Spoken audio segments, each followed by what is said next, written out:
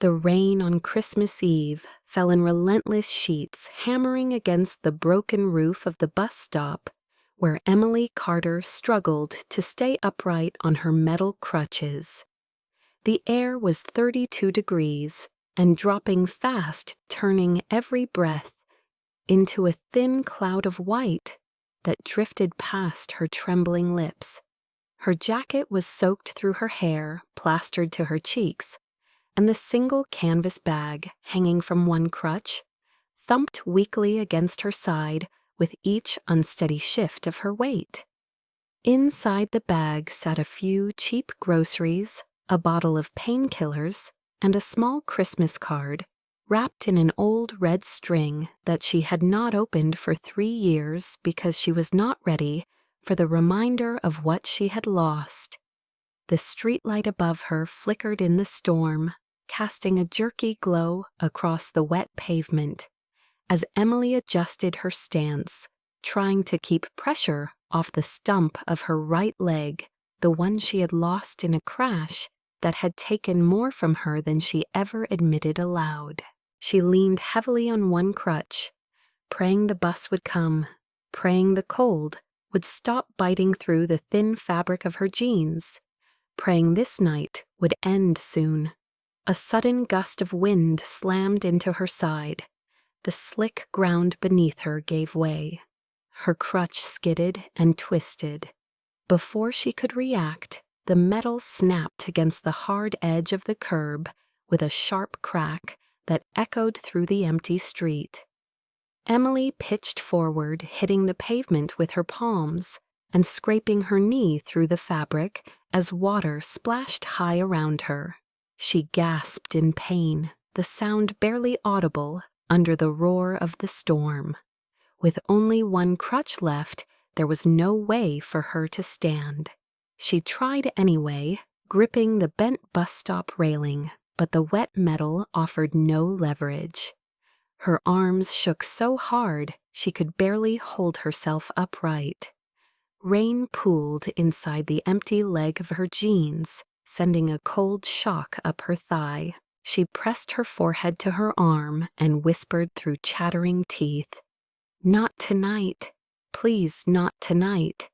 It was a plea that came from a place deeper than exhaustion, a place shaped by too many nights like this one, by too many moments when life seemed determined to see how much more she could endure. In the distance, through the thick veil of rain, a pair of headlights appeared. They moved slowly, cutting through the storm with a warm golden glow that grew brighter and brighter until a sleek black Rolls-Royce came to a stop directly in front of her. The humming engine softened, the window lowered, and Emily felt a wave of heat spill into the freezing air. A man sat behind the wheel, his dark hair tousled, as though he had been running his hands through it for hours. His jaw was tight, his eyes shadowed with a sorrow she did not understand. Alexander Hale, 38 years old, billionaire, and almost mythic in the way newspapers wrote about him, stared at her with a shock that did not look like surprise. It looked like recognition. He opened his mouth as if to speak, then stepped out of the car, instead lifting an umbrella as he approached her through the storm. The moment he came close, Emily flinched and pushed herself backward, splashing into a deeper puddle. "Do not touch me," she cried out, her voice cracking, but laced with humiliation rather than fear. He froze, lowering the umbrella slightly, letting rain strike his shoulders in heavy bursts. His eyes softened. "It is you," he said quietly, almost to himself. Emily blinked through the rain. "What?" He shook his head as if forcing himself to focus. "You will not remember. It was the crash last year, the one that took your leg. I was there when they pulled you out. They would not let me help. You were bleeding and terrified, and still trying to save the cat in your front seat." Emily stared at him, stunned, unable to form a single word. Alexander knelt beside her in the flooding street, holding the umbrella above her head instead of his own, until water dripped from his hair and darkened his coat. His voice lowered steady and warm. "Get in. Let me take you home." Emily looked at her broken crutch, at her soaked jeans, at her trembling fingers. "Home," she whispered. "I do not have a home." Alexander inhaled sharply, as if her words punched straight into his chest. Gently, he offered her the umbrella, then reached beneath her with careful, steady arms. She did not fight him this time. He lifted her in a bridle hold, rising in the shimmering rainfall, and carried her toward the open door of the warm car waiting for her in the dark December night. Emily's world. Emily woke the next morning not to the familiar, creaking pipes of her tiny apartment or the distant honking of early morning commuters, but to warmth, silence, and the faint smell of fresh linens. For several seconds, she did not move. She lay still beneath a thick blanket, blinking at the soft golden light, spilling through a window she did not recognize. Panic rose in her chest. She pushed herself upright fast, forgetting the weight imbalance without her prosthetic leg, and nearly toppling sideways before her hand caught the edge of the mattress. Her breath came sharp. Then it all returned to her not as a coherent sequence, but as flashes of rain headlights. A broken crutch, strong arms lifting her, and that voice telling her to get in. Her heart hammered. She fought the urge to hide under the blanket again, embarrassed at the memory of how helpless she had been, how cold she had felt, and the way her voice had cracked when she said she had no home. Emily rubbed her face. Her skin felt warm for the first time in days, and the steady hum of heat from the vent near the floor made her chest tighten with guilt. She was in a stranger's home, not just a stranger, but a billionaire whose life she should never have intersected with again. Carefully she scanned the room. Everything was spotless, organized, and calm. The walls were a soft ivory. A gray accent chair sat in the corner beside a small table, with a charging cable neatly coiled beside a glass of water. Her bag was placed on a stool at the foot of the bed, cleaned of mud. Even her remaining crutch had been wiped dry. The broken one had been placed on the floor near the door, its snapped metal glinting under the morning light, like a reminder of last night's humiliation. Emily lowered her head. She did not belong here. She knew that in the marrow of her bones, and yet she could not forget the way he had looked at her in the rain, not with pity, but with something deeper and more complicated, something she did not dare try to name. She took a slow breath as she reached for her crutch. Her body ached, especially the sensitive skin around the end of her right thigh, where her leg had ended a year ago. Phantom pain pulsed there now, sharp and sudden, as if her body remembered the trauma even when she tried to forget. She swallowed and forced herself upright. She hated moving on one crutch, hated the slow, uneven dragging of her remaining leg, hated the imbalance, hated the sense that every eye in the world followed the awkward rhythm of her steps. But she had learned to manage. Survival required it. She ignored the twinge of pain and pushed herself toward the door. When she opened it, she found herself stepping into a long hallway lit by recessed lights that glowed warm against dark wood floors. The house was silent, too silent. As she made her way toward the faint sound of clinking dishes, her senses caught every detail. The framed photographs lining the walls showed a younger Alexander with a father who looked proud and steady, and a woman with gentle eyes who must have been his mother. Emily paused in front of a photo of a 10-year-old Alexander holding a wooden model airplane. He smiled brightly, the kind of smile she doubted he wore often now. Her stomach tightened. The model looked just like the one she had knocked off the shelf last night when he carried her inside, though she had been too dazed to understand what it was. She moved on each step slower than the last, unsure whether she wanted to meet him or escape before he saw her again. In the kitchen, Alexander stood at the counter, wearing a white shirt with the sleeves rolled to his elbows. He was buttering a piece of toast with a focus that made him look almost normal, almost human, not at all like the unreachable figure the media painted him to be. His dark hair was still damp from a shower falling over his forehead in loose waves. He glanced up the moment she hesitated in the doorway. "Morning," he said gently. His voice was warm, not overly familiar, but not distant either. Emily gripped her crutch tighter. "I am sorry," she blurted out. "I should not be here. I will leave right away. I just need to call a cab." Her words tumbled out fast, clumsy, desperate. To put distance between herself and this world she could not afford to touch. Alexander set the toast down and walked toward her. Not close enough to crowd her, but close enough to be heard over the hum of the kitchen.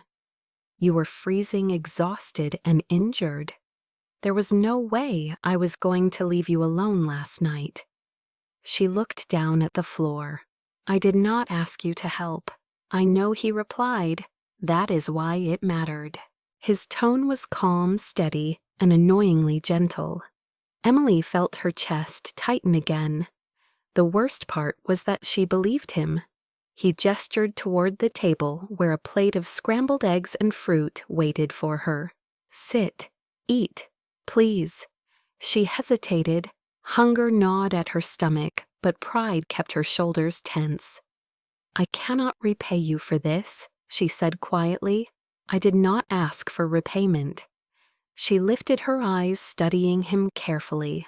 Alexander Hale was not supposed to cook breakfast for anyone, much less for a girl who limped through life with a thrift store coat and a broken crutch. But nothing about him matched the stories she had read.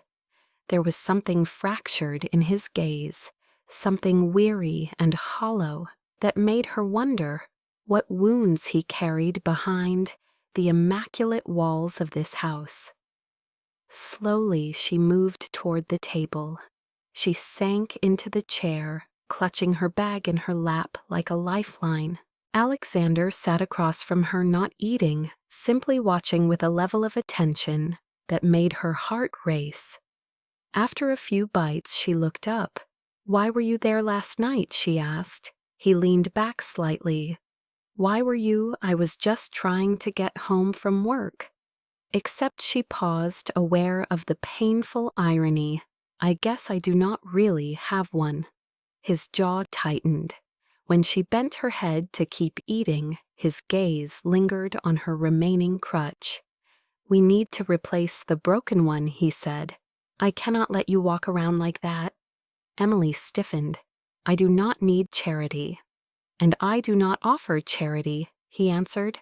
"I offer solutions." She looked up sharply. "I am fine." He studied her quietly, then said, "You do not have to be." The words hit her harder than the cold pavement had the night before. She opened her mouth to argue, but he stood before she could speak. "There are things you do not know about last year," he said. "Things I should tell you, but not yet." He paused, his eyes softening. "Eat first." Emily's pulse thudded unevenly. She did not know whether she should fear him or trust him, whether she should run or stay. But as she lifted her fork again, a small thought pressed into her chest, unwelcome but persistent.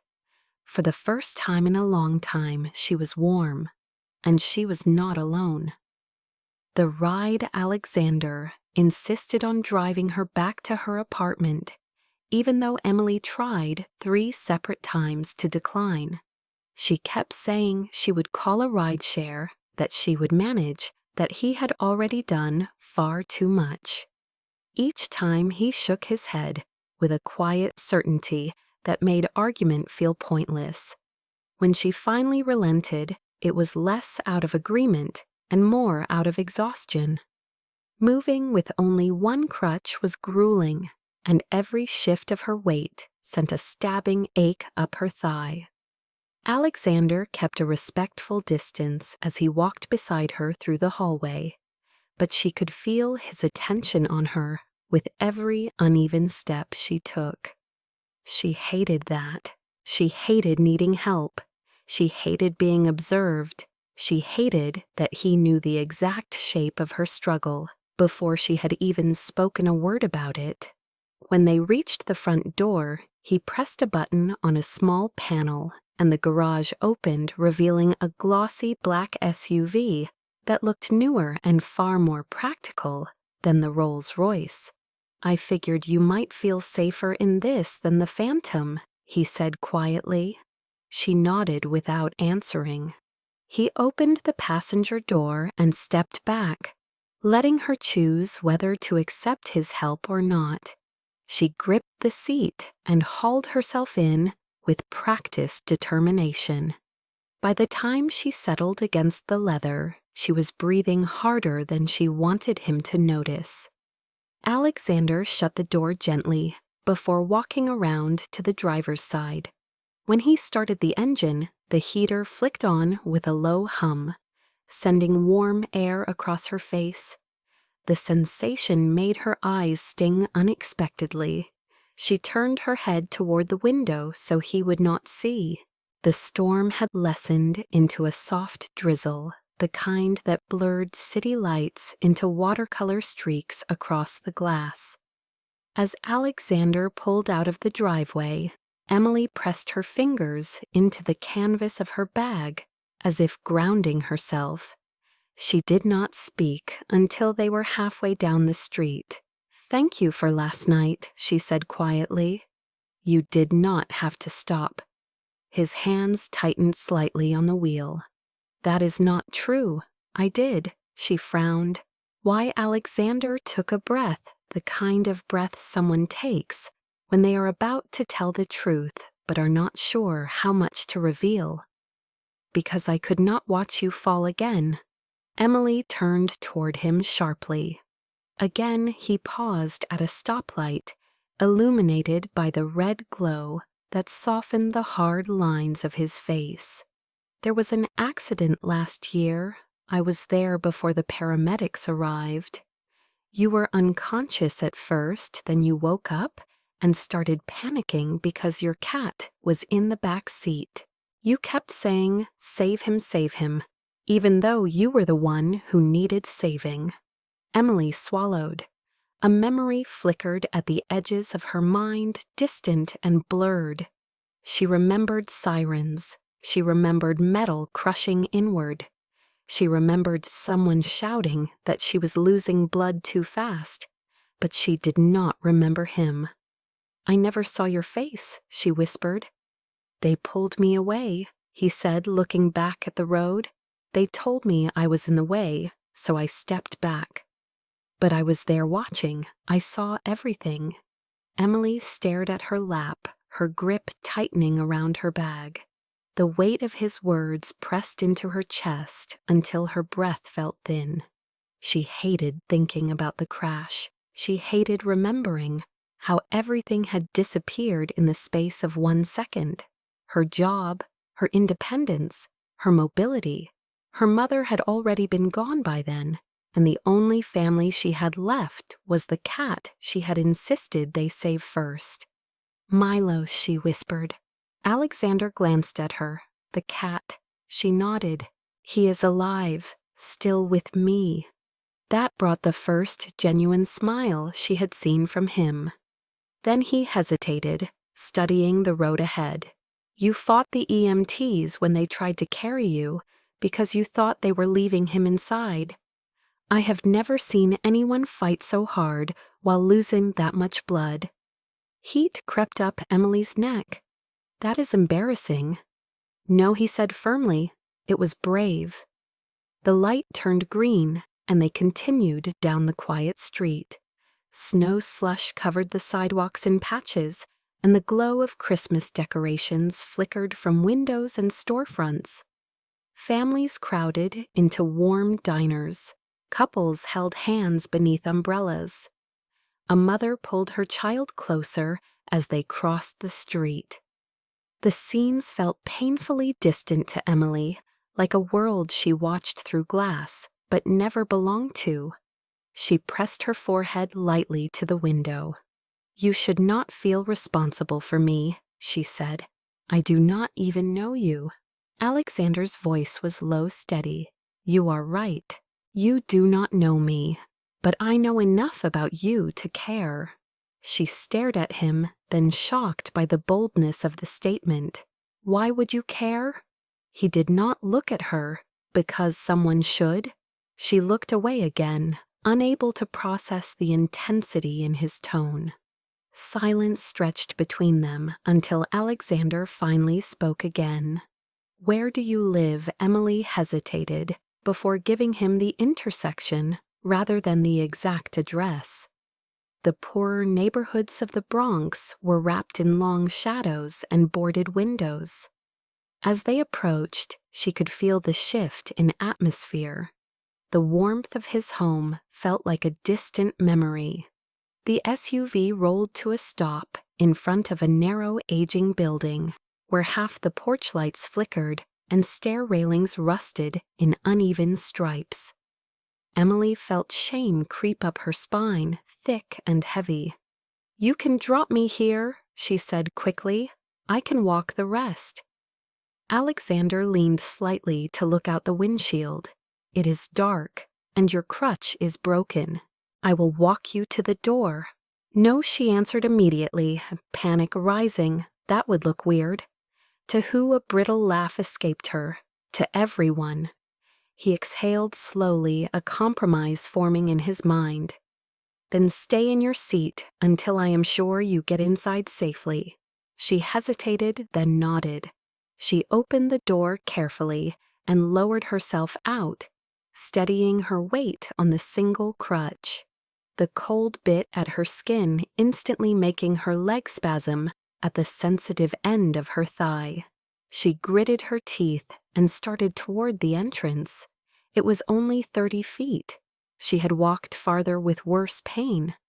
But halfway there, her crutch slipped on an icy patch, and she lurched forward with a gasp. Before she could hit the ground, Alexander was already there, his hands gripping her arms firmly but gently. Her heart pounded against her ribs. "You need better support," he said quietly. "I can help you get a prosthetic that fits." She jerked back as if burned. "No, absolutely not. I am not some charity project." His jaw tightened. "I do not think of you that way. You do not know me well enough to say that. I know you deserve more than this sidewalk and a broken crutch."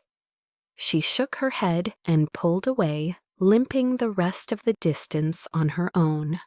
When she reached the door, she turned back, unsure why she felt the need to say anything else. "Thank you," she whispered, "for the ride, for the warmth, for everything." He stood by the curb, the light from the SUV casting a soft halo around him. "You do not have to thank me, Emily." She tightened her grip on the doorknob. He added softly, "You do not have to do any of this alone." Before she could respond, she turned and slipped inside her building, letting the door close between them. Alone in the narrow hallway, she pressed her back to the wall and let out a shaking breath. She wanted distance. She wanted safety. She wanted control. She wanted so many things she could never have. But most of all, she wanted to stop replaying his voice in her head. "You do not have to do any of this alone." It was the first time in a year that anyone had said something like that. And the worst part was that she almost believed him. The Christmas morning. Emily woke before dawn on Christmas morning, not because she wanted to, but because the cold inside her apartment crept under her blankets and pried her eyes open. The radiator had given out again sometime during the night, leaving the small one-bedroom space colder than the hallway outside. She curled deeper under the quilt, trying to trap what little warmth she had, but her breath formed faint clouds in the air, and the ache in her leg grew sharper the longer she stayed still. She finally pushed herself upright and reached for her remaining crutch beside the bed. As she moved, a soft meow sounded from the corner. A small gray tabby cat with one torn ear emerged from beneath the desk and stretched lazily before hopping onto the mattress. Milo headbutted her arm, purring with a rumble that vibrated all the way to her chest. She scratched behind his ear. "Good morning. You are the only one who actually likes waking up in the cold." He purred louder, as if agreeing. When she swung her left leg off the bed and adjusted the crutch, Milo trotted ahead of her toward the kitchenette, where an old bag of cat food sat rolled tightly. She shook a small portion into his dish. "Merry Christmas," she whispered, as he dove in eagerly. The sight made her smile, though it faded quickly when she glanced at the clock. It was barely 6 in the morning. Snow still clung to the edges of the windowsill, and the city outside lay quiet in a rare moment of peace. Emily pressed her fingers to the glass. It was freezing. She needed to figure out a way to get a new crutch today, even though most stores would be closed. She also needed to call her boss and ask about extra shifts after the holiday, even though she already knew the answer would be no. She was behind on rent again, and her landlord was running out of patience. As she made her way toward the bathroom, her eye caught on the Christmas card lying on the dresser. The same one wrapped in the faded red string. The same one she had avoided opening for 3 years. It had belonged to her mother. She walked past it quickly, refusing to let her thoughts drift to memories she was not strong enough to handle before coffee. By the time she washed up, made a small mug of instant coffee, and fed herself a piece of dry toast, she had almost convinced herself that last night had been a strange dream, that the billionaire in the rain had not actually carried her, that she had imagined the warmth of his home, that she had invented the softness in his voice when he told her she did not have to do it alone. Then she saw something on the floor near her door, a small rectangle of white. Her heart stuttered. She limped forward, picked it up, and realized it was an envelope tucked gently under the crack of her door. Her name was written across the front in careful handwriting, Emily Carter. Her fingers trembled as she opened it. Inside was a note. "Good morning. I could not stop thinking about how cold you must be. I hope this helps. A." Beneath the note was a $100 bill, folded neatly along with a small business card for a medical supply store that provided emergency holiday services. Her throat tightened. She hated needing help, but she also knew she would not make it through the next week with a broken crutch and a failing radiator. She set the envelope on the table and let out a slow breath. Milo rubbed his head against her shin. "Yeah," she murmured. "I know, it is too much, too kind, too much to understand." She moved toward her tiny bathroom mirror and caught sight of her reflection. Tired eyes, wet hair from the night before, the faint bruise on her cheek from when she hit the pavement, and behind it all, a bone-deep exhaustion that Christmas morning did nothing to erase. She looked away. She wished she could forget the way Alexander had looked at her. Not with pity, not with shock, but with recognition. She did not know what that meant yet. She was not sure she wanted to know. By mid-morning, she bundled herself in layers and stepped outside. The cold sliced through her coat instantly, but she forced herself forward. She did not expect to see him again. She certainly did not expect a sleek SUV to pull up beside the curb the moment she reached the street. The window rolled down. Alexander leaned slightly toward the open space. "Good morning, Emily." Her breath hitched. "What are you doing here?" "You looked like you might need a ride." "I do not," she replied quickly. The broken crutch in her hand contradicted the statement. He stepped out of the SUV and walked to her slowly, giving her time to pull back if she wanted to. She did not. "You should not be out here alone," he said. "Not on Christmas, not like this." She wanted to argue, but her voice failed. The cold was too sharp, the sidewalk too icy, and her pride too fragile. She looked at him, really looked at him. His hair was tousled from the wind. His coat was unbuttoned, as if he had rushed to find her.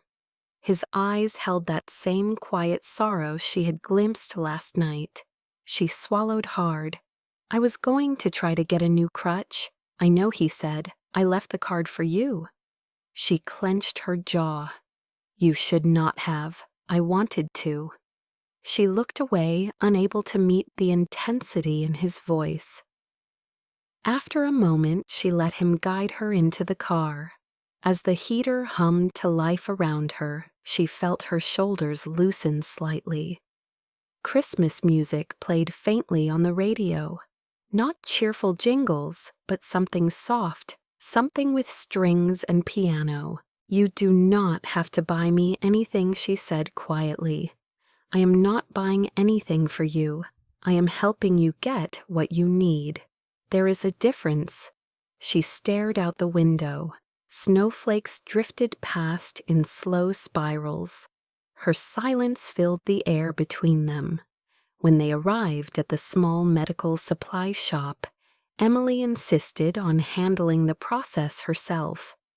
Alexander stayed near the door, but close enough that she could call for help if she needed it. The clerk measured her height and weight and brought out 2 sets of adjustable crutches. As Emily tested them, a sharp discomfort shot up her thigh. Alexander noticed immediately. "Does it hurt?" he asked. She exhaled shakily. "A little." The clerk glanced at the scar tissue near the end of her right thigh. "Have you had that looked at recently?" "The skin looks irritated." Emily shook her head. "I cannot afford a specialist." Alexander stepped closer.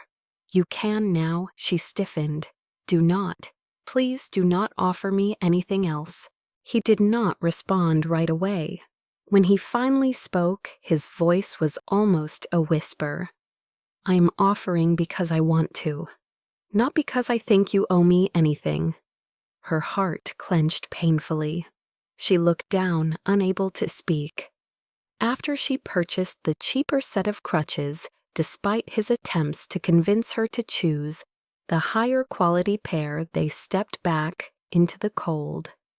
The air bit at her face again, but she felt steadier now, more balanced. As they drove toward her apartment, she noticed something in the back seat. A soft blanket, a small box of cat treats, a space heater still in its packaging. He must have bought them early that morning. She touched the fabric of the blanket gently. "You did not have to do all of this." "I know." Then why he met her eyes? Because no one should spend Christmas morning freezing and alone. She blinked rapidly, fighting the sudden sting behind her eyes. When they reached her building, he carried the heater upstairs without asking permission. She objected, but not convincingly. When he set it down and plugged it in, warm air began filling the room almost instantly. She exhaled shakily. "Thank you," she whispered, "for everything." His gaze lingered on her. "You do not have to thank me." She wrapped her arms around herself. He took a step back toward the door. "I will check on you later." She opened her mouth to protest, but nothing came out. He left quietly, closing the door behind him. Emily stood there for a long time, staring at the heater, the blanket, the cat treats, and the note he had left that morning. For the first time in a long time, her apartment felt less like a place she was trapped in and more like a place where the cold could finally melt. A new offer. The space heater hummed softly in the corner of Emily's apartment, pushing pockets of warmth into the once icy air. But even with heat slowly spreading across the room, she could not shake the uneasy tightness in her chest. She sat on the edge of her bed with Milo curled in her lap, his rhythmic purring trying its best to calm her frayed nerves. The blanket Alexander had left lay folded beside her untouched because she could not bring herself to use something so soft, so warm, so clearly expensive. It felt like accepting it meant accepting his presence in her life, and she was not ready for that. She had spent too long building walls to let someone like him slip through them without warning. Still, despite everything, she could not ignore the simple truth that sat like a stone in her chest. She felt safe around him, too safe. A soft knock sounded at the door, gentle but firm. Her whole body tensed. She did not need to open it to know who it was. Milo's ears perked up, and Emily pressed a hand to her racing heart. Before pushing herself upright with her new crutches, she crossed the floor slowly, each step a careful balance of distrust and hope. When she opened the door, Alexander stood in the dim hallway, holding 2 paper cups of coffee steam, rising from the lids into the cold air. She was caught off guard by the softness in his expression, as if he had spent the entire morning debating whether she would open the door or shut it in his face. "Good afternoon," he said quietly.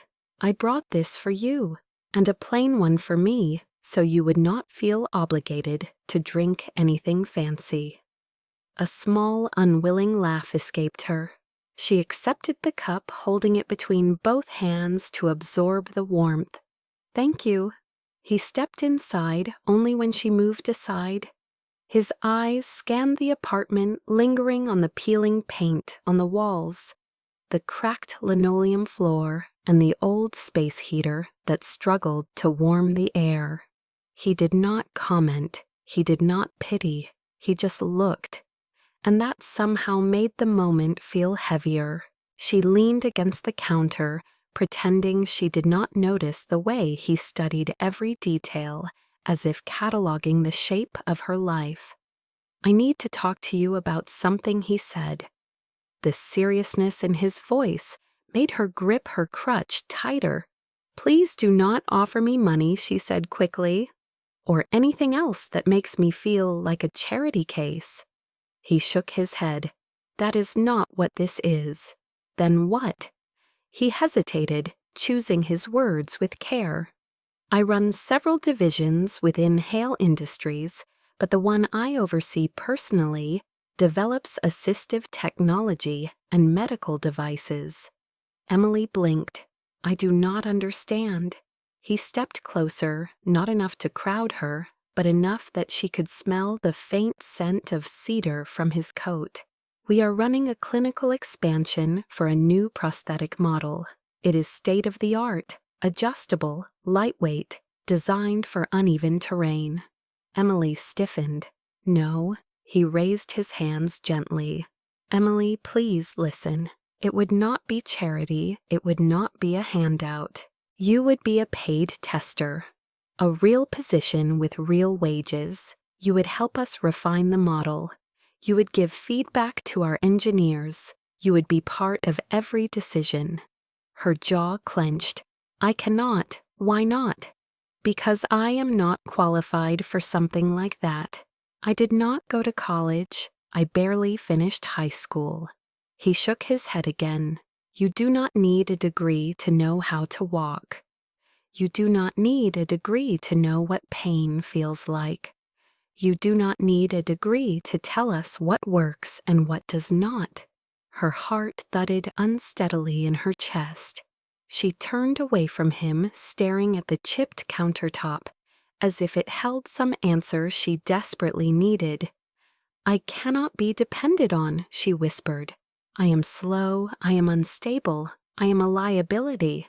Alexander walked toward her, stopping just close enough that she could feel the warmth of his presence.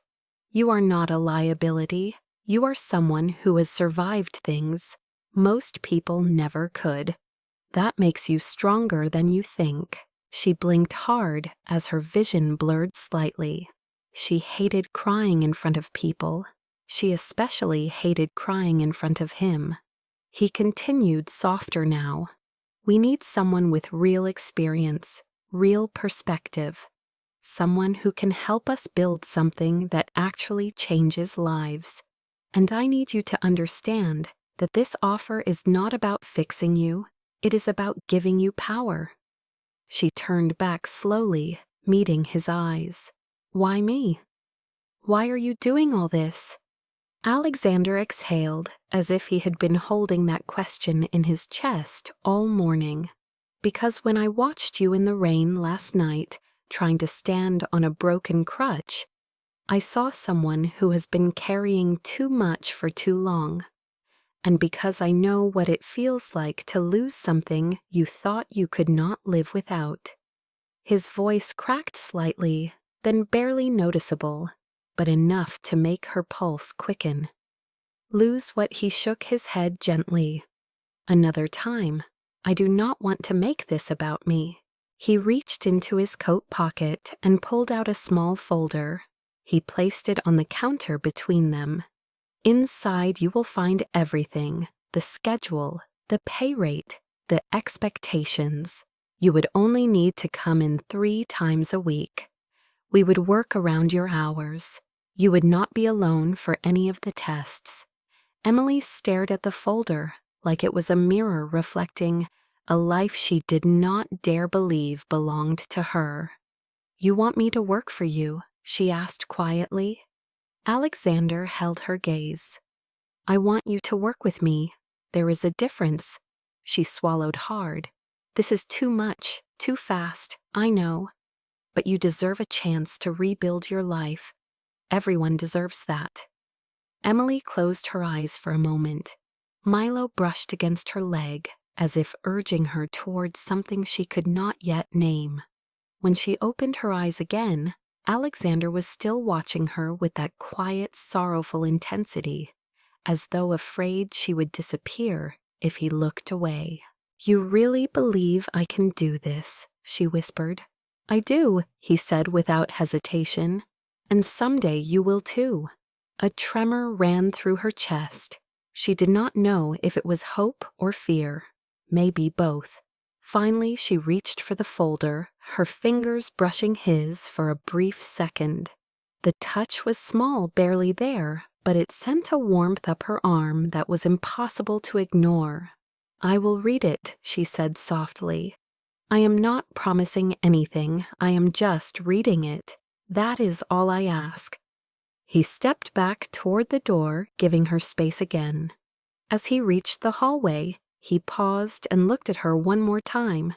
You do not have to say yes today, or tomorrow. Just know that the offer is real. And so is my belief in you. With that, he left quietly, the door closing behind him with a soft click. Emily stood frozen in place, clutching the folder against her chest.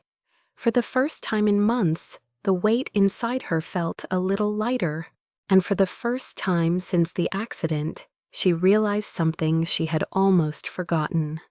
She still had a future. The world of a billionaire.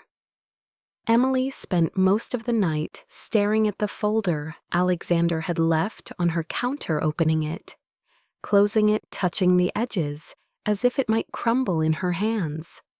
The pages inside detailed every responsibility she would have as part of the prosthetic test group, but what shook her most was the compensation listed clearly in black ink.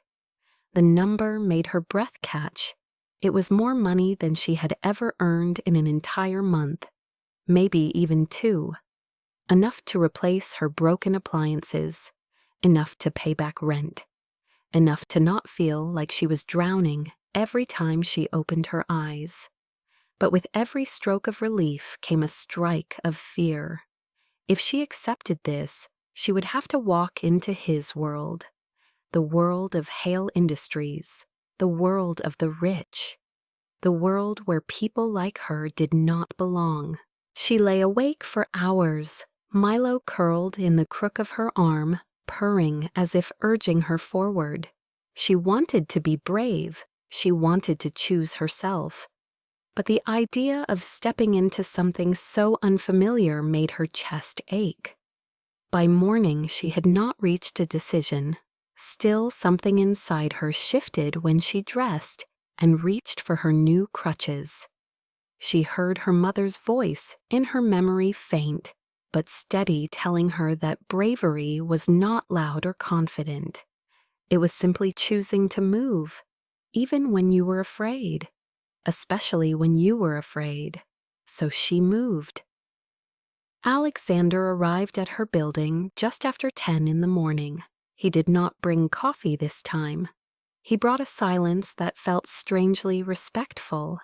When she stepped outside, bundled in her coat, he opened the passenger door without a word.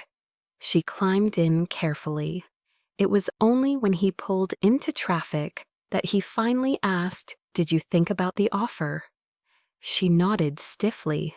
"I did, and I will try it," she said quietly, "but only if it is temporary.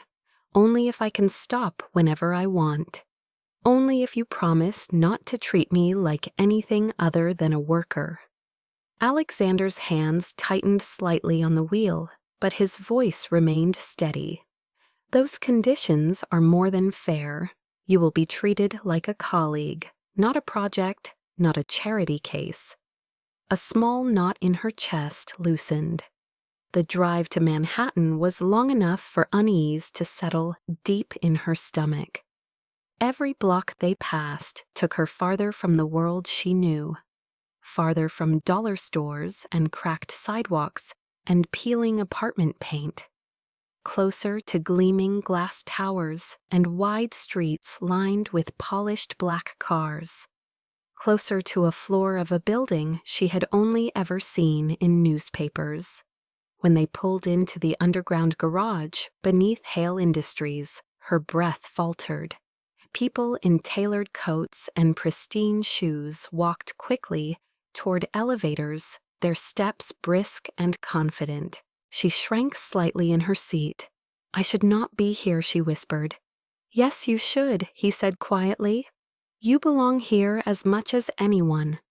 She did not believe that, not yet. But she followed him anyway. Her crutches clicked quietly against the polished floor as they entered the private elevator. She kept her gaze low, afraid to meet the eyes of anyone who might judge her.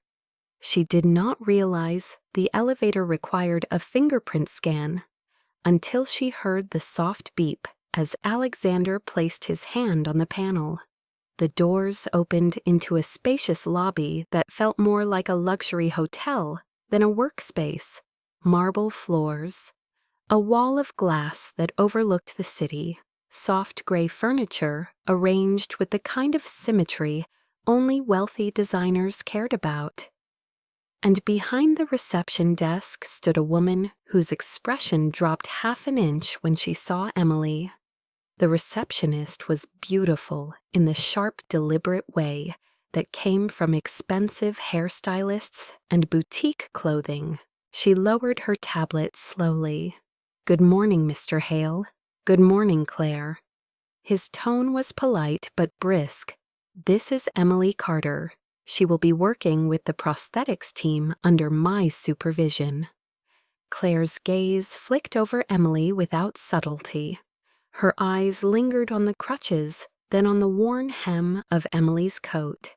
If she wondered whether Emily belonged here, she did not bother hiding it. "Of course," Claire said smoothly. "I will update her information in the system." She forced a smile that was kind on the surface but cold underneath. Emily felt her stomach twist. Alexander must have noticed. His voice dropped in temperature. "See that she has building access by this afternoon?" Claire blinked. "Yes, sir." He guided Emily past the reception desk toward a long hallway of glass offices. Employees peeked out discreetly as they passed. Men in suits, women in sleek dresses. Engineers hunched over monitors. None of them stared outright, but curiosity crackled in the air like static. Emily's grip tightened on her crutches. "I should go home," she murmured under her breath. "I do not belong here." Alexander stopped walking. She nearly collided with him. He turned to face her, his expression firm but not unkind. "You belong anywhere you choose to stand." "That is not true." "It is," he insisted quietly. "And if anyone here makes you feel otherwise, they will answer to me." Her heart flickered unsteadily at the conviction in his voice. They continued walking until they reached a set of frosted glass doors. Behind them lay a wide laboratory filled with bright lights, gleaming equipment, and teams of engineers in lab coats. Conversations halted as they entered. Heads turned. A man in his late 50s with kind eyes and a gray beard approached them. "Mr. Hale, welcome. Is this our new tester?" "Yes, Dr. Kingsley. This is Emily Carter. She will be evaluating the Cobalt Series prosthetic model." Emily felt her cheeks warm as Dr. Kingsley smiled warmly. "We have been waiting for someone with your level of real-world experience. It is a pleasure to have you, Ms. Carter." Her throat tightened. She was not used to being addressed so formally. She was not used to being wanted for anything other than cheap labor. "Thank you," she managed. Dr. Kingsley nodded, then turned to his team. "Let us set up a fitting room, and please bring the Cobalt prototype." Emily followed him slowly, while Alexander stayed a careful distance behind, watching her with an expression she could not quite read. Respect, concern, something deeper, something he did not know how to hide. The fitting room was smaller, warmer, and filled with shelves of different prosthetic components. Dr. Kingsley motioned for her to sit while the team prepared the equipment. Emily hesitated, then removed her coat and let it drape over her lap. She had never shown her limb scar to strangers willingly. The skin at the end of her thigh was sensitive, uneven, discolored from old surgeries. She braced herself for the looks she usually got, but none came. The team did not recoil. They did not pity. They treated her like a subject matter expert, like someone valuable, like someone capable. For the first time since the accident, she felt something unfamiliar spreading through her chest. Dignity. When the prototype was fitted loosely around her thigh for measurement, Dr. Kingsley nodded approvingly. "Your muscle tone is excellent, and your balance on crutches is strong. You will take well to this model." Emily blinked. "Really, absolutely. You have the mindset of someone who adapts quickly. It is rare." She bit her lip, overwhelmed. When the team stepped out for adjustments, Alexander finally approached. He leaned against the doorframe, hands in his pockets, watching her with a quiet expression that was almost proud. "How do you feel?" he asked gently. "Like I should not be here," she whispered, "but also like maybe I should." He crossed the room slowly until he stood beside her. "You should, and I am glad you came." She looked up at him, heart thudding too fast, overwhelmed by the way he saw her. Not as someone broken, not as someone fragile, but as someone who mattered. For the first time in a long time, she allowed herself to believe it, even if only for a moment. The artifact breaks. Later that afternoon, Emily followed Alexander into his private office, for the first time unaware that the next few minutes would become the turning point of everything that would follow. She had expected a typical executive space with dark furniture and sterile walls, but instead, she found herself stepping into a room that looked more like an architect's studio than a billionaire's workspace. Sketches covered one wall, framed meticulously and arranged by era. Some looked like childhood drawings. Others were professional architectural plans with blue and gold annotations. A large drafting table stood near the windows, illuminated by soft natural light, and on the center shelf behind his desk sat a wooden model of a cottage, hand-carved, weathered, beautiful in the imperfect way of something touched by love rather than machines. The sight of it made her pause. "That is incredible," she whispered. Alexander followed her gaze, his expression shifting slightly, something softening behind his eyes. "My mother made that when I was a child. She loved building models. She would spend nights shaping each piece by hand, while I pretended not to fall asleep beside her." Emily smiled faintly.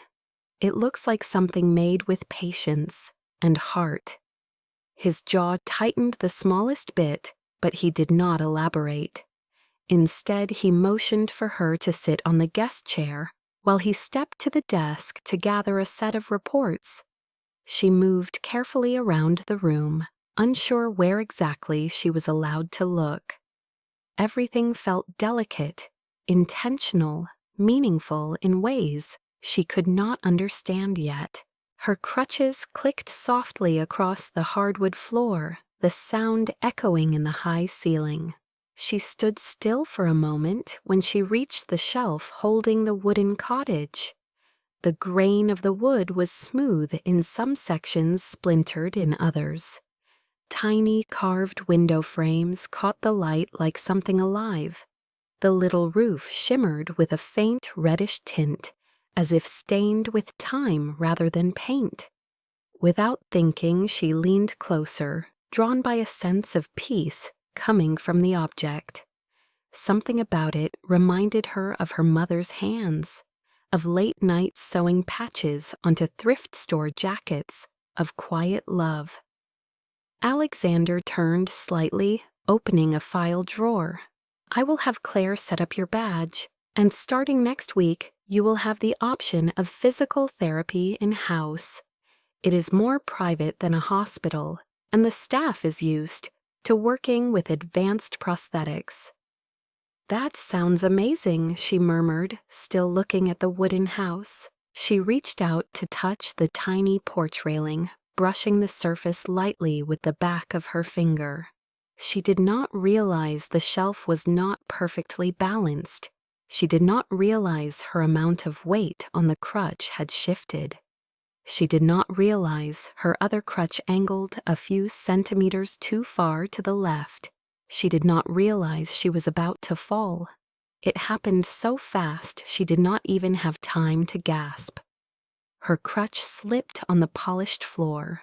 Her body lurched sideways. Her arms swung out desperately to steady herself, and her hand hit the shelf, hard. The wooden model toppled forward in slow motion. Alexander spun around at the sound of the shelf rattling. Emily's heart lurched painfully as the cottage crashed to the ground. There was a brittle crack that sliced the air like glass shattering, and the cottage broke open down its center. Tiny carved beams scattered across the floor. The roof split clean down the middle. A small folded paper slipped out from inside the structure and drifted to the floor like a fallen leaf.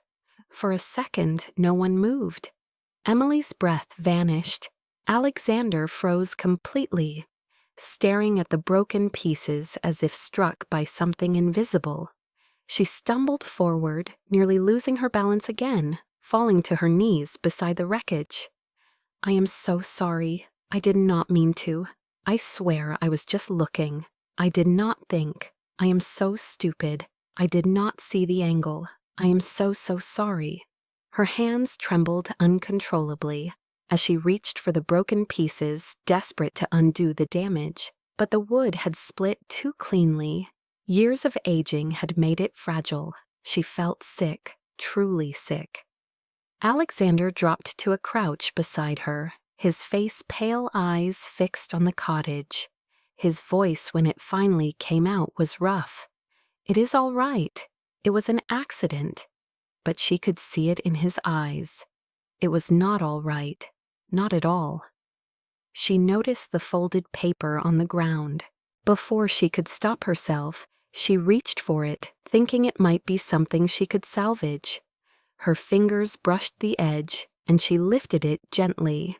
Alexander's hand shot out instantly. "Do not." His voice cracked like something snapping in half.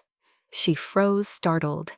He blinked hard and forced himself to lower his voice. "Please, let me." Her throat tightened as she placed the paper into his waiting hand. He unfolded it slowly. The moment he saw the handwriting, his jaw clenched and he inhaled sharply. Emily felt the shift in the room, like the air pressure dropping before a storm. She whispered, "I am so sorry. I will pay for the repairs.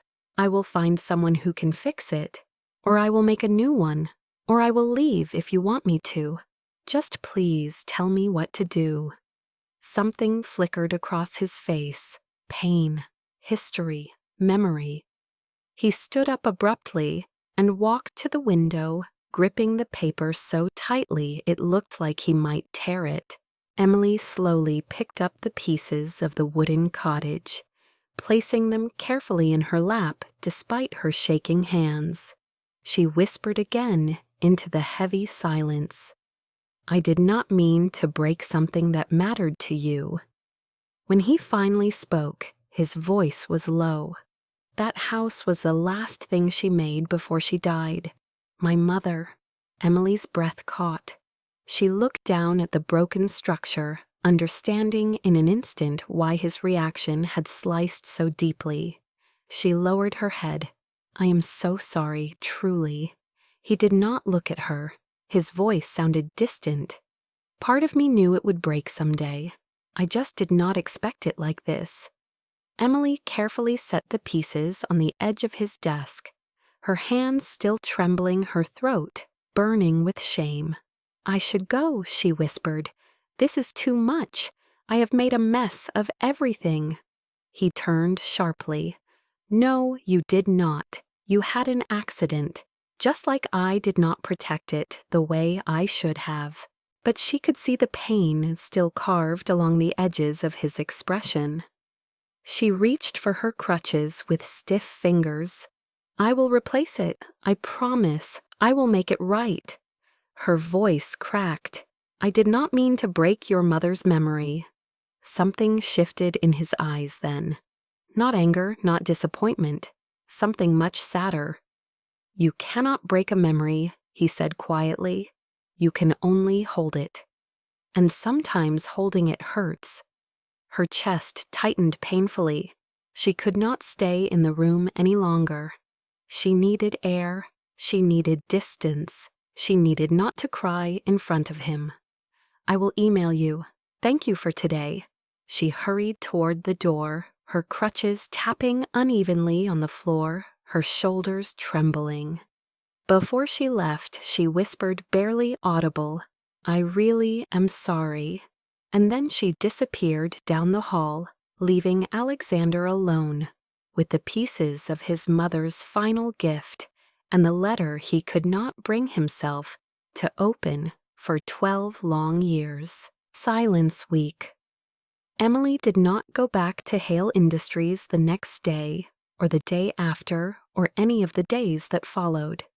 She woke up before sunrise each morning, lying perfectly still on her narrow mattress, staring at the ceiling as though the cracks in the paint might rearrange themselves and offer her a solution. Shame sat heavy in her chest, a weight that refused to lift, no matter how many times she told herself it was just an accident. Accidents do not matter to people like him, she whispered to herself. Not when the thing I broke was the last piece of his mother. Every time she replayed the moment when the cottage fell, when the wooden beams split in two, when the letter slipped from its hiding place, her stomach clenched so hard she felt nauseous. By the second morning, she emailed her resignation. The message was short, typed with trembling fingers. I made a mistake that I cannot repair. I think it is best if I no longer come in. Thank you for the opportunity. I am sorry. She stared at the blinking cursor for nearly an hour before pressing send. She expected a reply within minutes, maybe even seconds.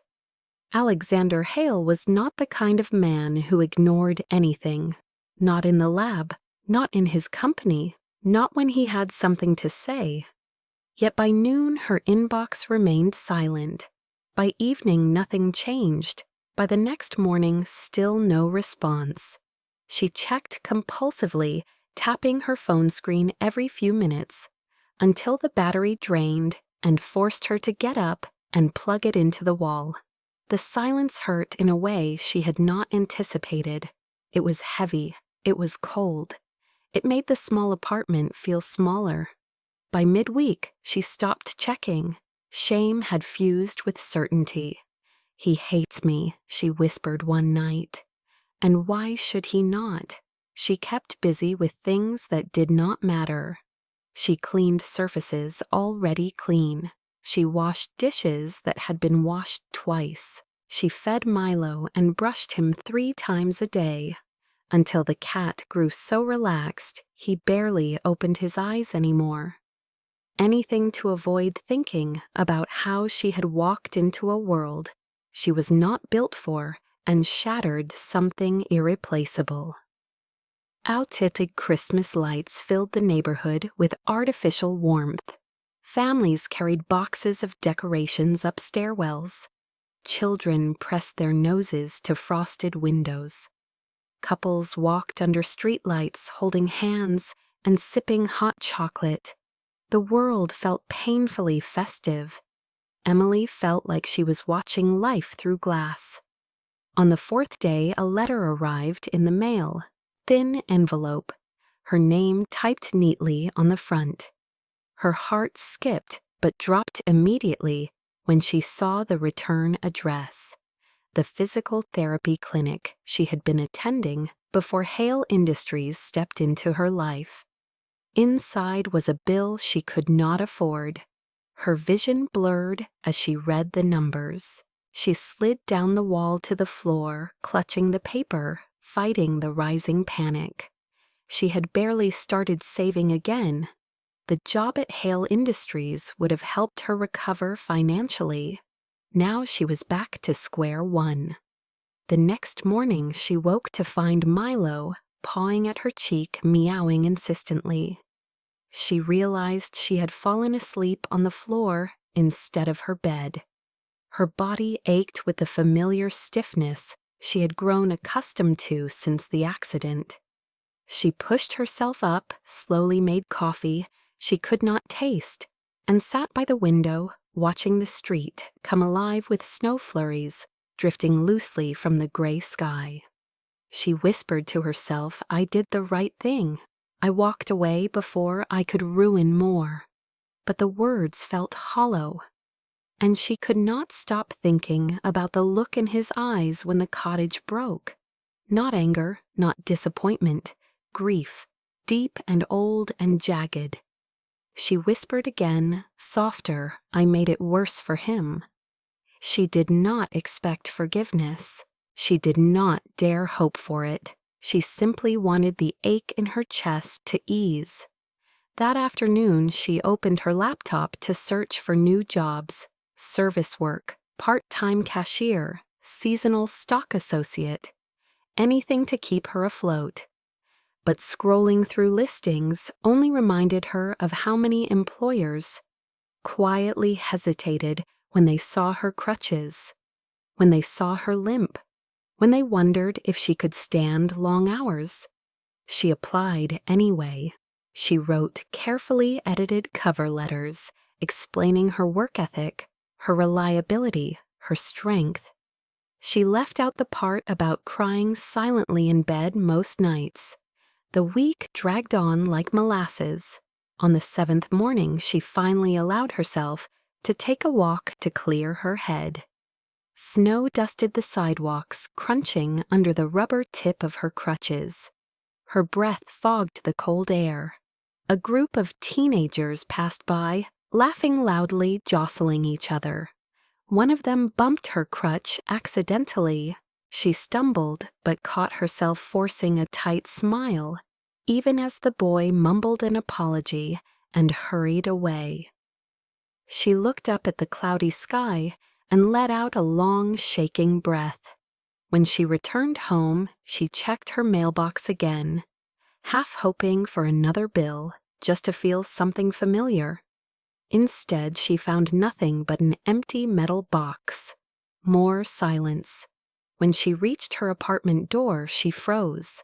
A small package sat on the floor, wrapped in brown paper, with no return label. Her heartbeat quickened as she picked it up.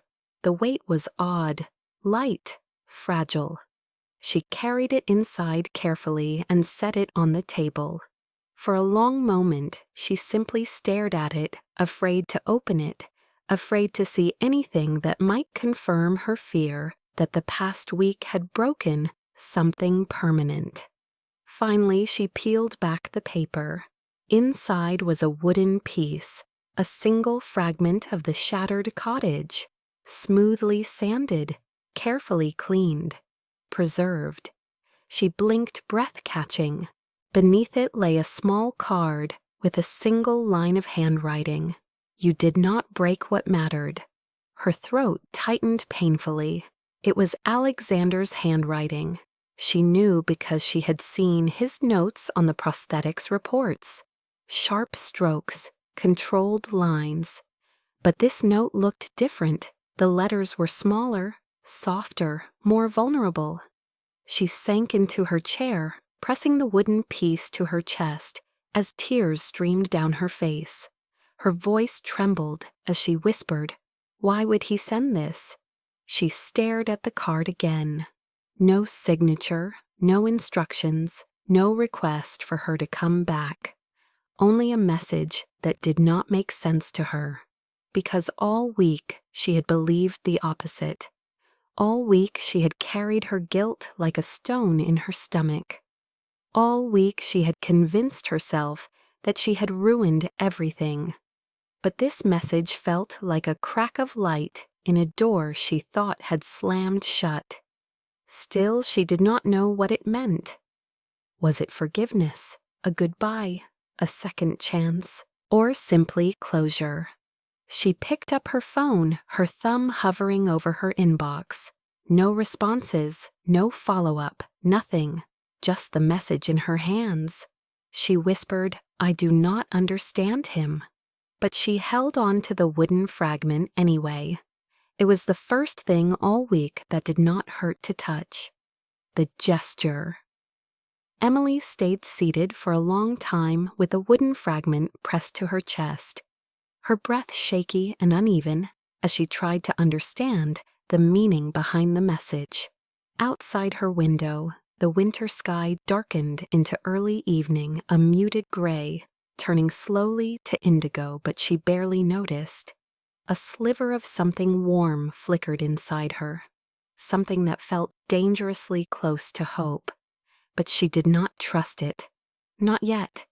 Still, the gesture haunted her. She traced the smooth edge of the wood, wondering how long it had taken him to find this piece, to sand it carefully, to wrap it gently, and send it without explanation. She whispered into the quiet room, why would he do this? Milo hopped onto the table, sniffing curiously at the wooden fragment, then curling beside her hand as though sensing the shift in her breathing. She brushed his fur absently, her thoughts tangled and heavy. The cottage had been priceless to him. She had broken it. She had walked away. And instead of anger, he had sent her a piece of it. A piece he had chosen. A piece he had made safe for her to hold. She set the fragment down delicately and stared at the scattered items on her kitchen counter. A few art supplies she barely used, a small block of wood. She kept meaning to carve into something simple, and the letter from physical therapy she could not afford. Her gaze landed on the wooden block. A spark lit in her chest. It was foolish. It was probably impossible. It could never come close to the original. But the thought tightened her throat with something fierce and trembling. She whispered, "I can try." She had not carved anything since the accident. She had barely trusted her own hands long enough to draw.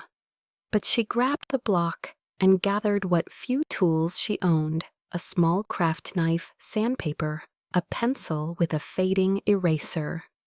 Her hands trembled as she sat at the table, unsure where to begin. She remembered the cottage. She remembered the careful eaves, the small porch, the tiny window carved with loving detail. She had broken it. The memory stung, but instead of pulling away, she leaned into the ache and pressed the pencil to the wood. She sketched the outline slowly, afraid of making a mistake. But the more her hand moved, the steadier she became. Hours passed unnoticed. Snow began to fall outside, thick enough to cling to the edges of the window. Milo curled at her feet and slept soundly, comforted by the quiet scrape of carving tools and the steady rhythm of her breathing. She carved until her fingers hurt. She carved until her back ached. She carved long after midnight, shaping each corner with careful persistence. It was not perfect. It was smaller than the original. The grain was cheaper, the angles slightly uneven, but it was hers. And it came from a part of her she had not touched in a long time. She ran her finger along the tiny roof beam and exhaled shakily. It still needed sanding, and it needed something more. Her chest tightened as she remembered the folded note that had fallen from the original cottage. She had not read it. She had not even seen it fully. But she knew it was important. She knew it carried weight. Maybe the gesture she needed to make was not a perfect copy. Maybe it was honesty. Maybe it was vulnerability. Emily took out a sheet of paper and stared at it for several minutes before writing slowly, hesitantly. "I know I cannot fix what I broke, but I wanted to give you something that carries the same intention. Not to replace your memory, but to honor it." She paused, her breath catching as she added, "And I hope you find someone who reminds you you are not alone." As soon as her pen left the page, she felt her throat close, her eyes burning. She folded the letter carefully, placing it beneath the small wooden cottage she had carved. She stared at both items for a long time, wondering if she was out of her mind, wondering if this was too intimate, too presumptuous, too much, but the alternative was worse. Silence hurt more than fear. The next morning she bundled the cottage and letter into a small bag along with the wooden fragment he had sent her. She hesitated at the door, gripping her crutches tightly. Her heart pounded loud enough to drown out her doubts. She whispered to herself, just give it to him, then walk away. She repeated it like a mantra all the way to the elevator. The subway ride to Manhattan felt longer than usual. The cold wind sliced her cheeks the moment she stepped onto the street. When she reached the Hale Industries building, she froze outside the security doors, unable to move. Her breath fogged the glass. People in business attire hurried past her, not noticing, not pausing. She clutched the bag tighter and forced herself to enter. Claire looked up from the reception desk the moment Emily approached. Her brows lifted surprise, flickering across her face, before smoothing into something unreadable. Emily swallowed. "Hi, I am here to drop something off for Mr. Hale." Claire studied her for a beat too long before responding. "He is in a meeting. I can take it." Emily hesitated, gripping the strap of the bag. Her doubt rose instantly. She shook her head. "No, I need to give it to him directly." Claire's lips pressed into a thin, restrained smile. "Wait here." She disappeared through the frosted glass doors. Emily waited, her heart pounding. Seconds stretched until they felt like minutes. Then the door opened again. Claire returned. "He will see you." Emily's breath hitched. She followed her down the hallway, her crutches tapping against the marble in a rhythm that echoed her racing pulse. When they reached his office, Claire stepped aside. Emily stood alone in the doorway. Alexander stood with his back to her near the window, his posture rigid, hands in his pockets. The broken cottage pieces remained on his desk, neatly placed in a box. He did not turn immediately. Emily cleared her throat softly. "I got your message." She held up the wooden fragment with shaking fingers. He finally faced her. His eyes went instantly to the bag clutched in her hands. "You should not have come out in the snow without proper gear." His voice was softer than she expected. Concern threaded through each word. "I was careful," she whispered. "I wanted to bring you something." He watched her closely, not guarded, not distant, just searching. She stepped forward, breath unsteady, and placed the bag on his desk. "I know I cannot fix what happened, and I know you do not need this, but I needed to give it to you." Slowly she pulled out the small wooden cottage she had carved. He stared at it without touching it, his jaw-tense eyes, dark with something she could not read. Then she placed the folded letter beside it. His gaze dropped to the paper and stayed there. The silence thickened. He reached out finally, but stopped before touching either item. His voice, when it emerged, was low. "You made this." She nodded, barely able to breathe. "And this letter?" he asked, his eyes flicking up to hers. She felt heat rise to her cheeks. "Yes." It was quiet enough to hear her heartbeat. Then he spoke again, softer than before. "You did not have to do this." "Maybe not," she whispered, "but I wanted to." His eyes moved over her face, lingering on the tremble in her lips, the uncertainty in her eyes, the vulnerability she could not hide. The air between them shifted. He lifted the cottage gently, turning it in his hands, tracing the uneven lines with something like awe. Then darker emotion flickered across his expression. Gratitude, pain, connection, something deep and unspoken. Finally, he looked at her again. His voice was barely above a whisper. "This is the kindest thing anyone has done for me in years." Her breath caught. She felt tears sting her eyes. "I broke something precious of yours. I wanted to give you something honest in return." His gaze softened in a way that made her chest ache. "You did, more than you know." She swallowed, her voice trembling as she whispered, I did not expect forgiveness. His eyes locked onto hers with a quiet intensity.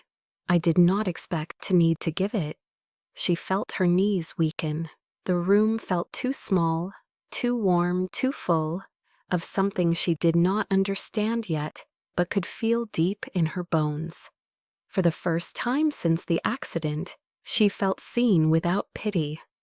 And for the first time in his carefully controlled life, Alexander felt seen without a mask.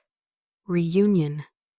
Alexander stood there holding the tiny wooden cottage, as though it were something fragile and alive, something that required both hands and a careful heart. Emily's breath trembled in her chest as she watched him trace the imperfect edges she had sanded until her fingertips burned. She waited for him to speak, but his silence was not cold. It was full, heavy, loaded with things he had never said to anyone, because no one had ever stood close enough to hear them. He exhaled slowly. "You should sit," he murmured, nodding toward the chair across from him. She shook her head lightly. "I am fine." He studied her for a long moment, his gaze moving from her eyes to her stance, to the way her crutches supported more of her weight than usual. He finally sighed and walked around the desk, setting the cottage down with deliberate care before facing her fully. When he spoke, his voice carried an unfamiliar vulnerability. "The day I saw the cottage break, I felt something I had not felt in a long time." She lowered her eyes, bracing for the rest. Anger, disappointment, regret, anything. But instead he said quietly, "I felt fear." Her eyes snapped up. "Fear." He nodded, not because of the model or the memory of it, but because you looked terrified. The way you dropped to the floor, the way you apologized, the way you shook. It reminded me of something from a year ago. Her heart kicked against her ribs. A year ago. Snow, headlights, metal twisting, pain so sharp she could taste blood. A stranger leaning over her before EMTs shoved him aside. Her pulse hammered in her ears. He stepped closer, not touching her but close enough that she felt his warmth cut through the cold air of the room. "You do not remember me," he said, his voice low. "But I remember you." Her throat tightened. He continued, choosing each word carefully, as if pulling them from a place he never wanted to open. "I was the first car behind the crash. I ran to your door. I called for help. I tried to keep you awake. They would not let me stay because I was not family." Emily's breath stalled. Her vision blurred. She tried to speak, but no sound came. "I saw you losing consciousness and still trying to reach for your cat." He paused, swallowing hard. "I have not been able to forget that moment, not once." She covered her mouth with her hand as a soft, broken sound escaped her. The room tilted slightly as memories sharpened in her mind. Fragments she had always assumed were hallucinations of pain. The blurry outline of a man kneeling beside her, a warm voice telling her to breathe, a hand brushing snow from her hair, a shadow that felt safe, not frightening. "That was you," she whispered. "Yes." She blinked, tears building despite her efforts to hold them back. "Why did you not tell me?" "Because you were already living with enough," he answered softly. "I did not want to add something heavy to your shoulders."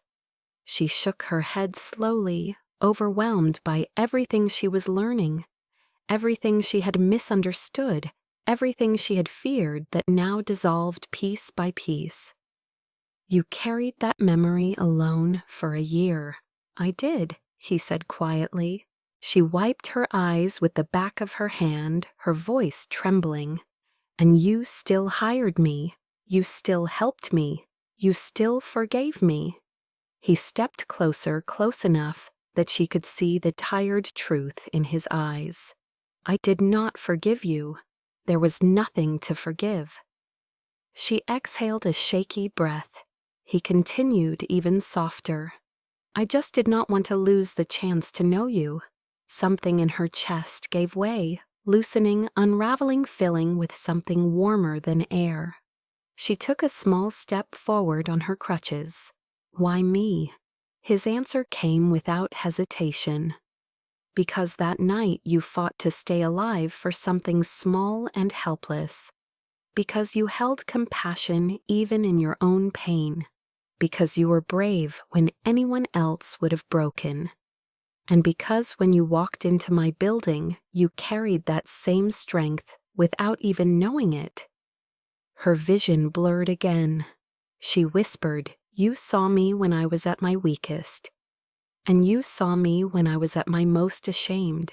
He reached out slowly, watching her reaction, waiting for permission. When she did not pull back, he gently took the wooden fragment he had given her earlier from her hand. "I sent this because I wanted you to understand something. You did not break what mattered." His voice softened. What mattered was the memory of who she was and who she taught me to be. And that is not something wood can hold.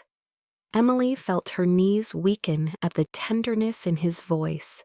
He slipped the fragment back into her palm and curled her fingers around it. Then he whispered, "And what matters now is not a cottage, it is you." Her breath caught. She did not know what to say. She did not know how to hold something that precious. Without thinking, she reached into the bag and pulled out her letter, the one she had written for him, the one she had almost torn up twice. She handed it to him with trembling fingers. "This is for you." He took it carefully, his eyes searching hers before unfolding it. She watched his expression shift as he read. First confusion, then surprise, then something that looked like his heart catching on a breath. When he reached the final line, he closed the letter slowly, holding it as though it were something made of glass. He whispered, "You hope I find someone who reminds me I am not alone." She nodded, her eyes burning. "Yes." He stepped even closer until her trembling breath brushed the space between them. His voice dropped to a barely audible whisper. "I already did." Her heart plunged and lifted at the same time. The room felt too small for everything happening inside her. She whispered, "I do not know what to do with that." He smiled faintly, a soft curve filled with a sadness and hope he had carried too long. "You do not have to do anything. We can start with this. Two people who have felt alone for far too long. Two people who do not have to be." He reached out and gently touched her arm, the first intentional touch between them since the night she fell in the rain. Her entire body tensed, then softened as warmth spread through her. His voice was almost a breath. "Stay." Her lips parted. "Stay where?" "Here, with me, for now, just for today." She swallowed. Her voice came out shaky. "Yes." His eyes softened. "Then let us start again. Side by side this time. Romance arc." The winter night settled over the city with a soft hush as Emily stepped out of the elevator into Alexander's private rooftop terrace. The cool air brushing against her cheeks like a gentle invitation. Strings of warm white lights were draped between the beams overhead, casting a soft glow across the open space and illuminating snowflakes drifting in slow spirals. At the center of the terrace stood a small Christmas tree decorated with thin ribbons and wooden ornaments. Nothing extravagant, everything intentional and gentle. The sort of Christmas someone builds when they are learning to hope again. Alexander stood near the railing, hands in his pockets, watching the skyline as though searching for the courage to show her a part of himself he had never shared with anyone. Emily hesitated, before stepping closer, leaning slightly on her crutches, her breath showing in pale clouds. He turned when he heard her, a faint smile tugging at his lips. "You made it," he said. The words were simple, but something in his voice held relief so deep it made her chest ache. She nodded. "I said I would." He stepped toward her, stopping just a foot away. "You look cold. Let me help." She expected him to drape a blanket over her shoulders or offer a jacket, but instead he knelt carefully, his hands moving gently as he adjusted the strap of her prosthetic limb. She stiffened at first, unused to anyone touching the part of her she always tried to hide, but his movements were slow, respectful, almost reverent, as though he understood he was touching more than metal and silicone. He was touching a wound, a history, a place where pain and strength coexisted. He tightened the strap, then looked up at her. "I do not want it to slip while you walk." Her breath caught. "Thank you." He rose slowly, their faces momentarily close, his breath warm against the cold. Then he stepped back and held out his hand. "I want to show you something." She hesitated only a moment before placing her hand in his. His fingers wrapped around hers, firm but gentle, and a warmth traveled up her arm, spreading through her chest as he guided her toward the center of the terrace. A narrow wooden railing stood near the tree, and beside it lay a sleek carbon fiber walking bar, sturdy and polished. She blinked at it, unsure. "This is for you," he said, his voice quiet. "Something we can do together." She ran her fingers along the bar. "You brought me here to practice walking." "Not practice," he corrected softly. "To be proud of what you already do." He positioned himself at her side, close enough to catch her if she stumbled, but not close enough to make her feel watched or judged. "Go as slowly as you want." She tightened her grip on the bar, letting her crutches rest against the nearby bench. The absence of them made her heart pound, the fear rising in her throat. Her prosthetic felt heavier without the familiar rhythm of the crutches. "I'm not sure I can do this," she whispered. He angled his body toward her, his voice low and steady. "You do not have to be sure. You just have to try." She inhaled shakily, then took a step. The bar steadied her, but her muscles trembled as she shifted her weight onto the prosthetic. The world narrowed to the sound of her breath and the soft crunch of snow beneath her foot. She took another step, and another. Each movement sent small sparks of pain up her thigh, but also a flicker of something else. Possibility. She stopped to catch her breath, leaning against the bar. Alexander remained beside her, silent but present.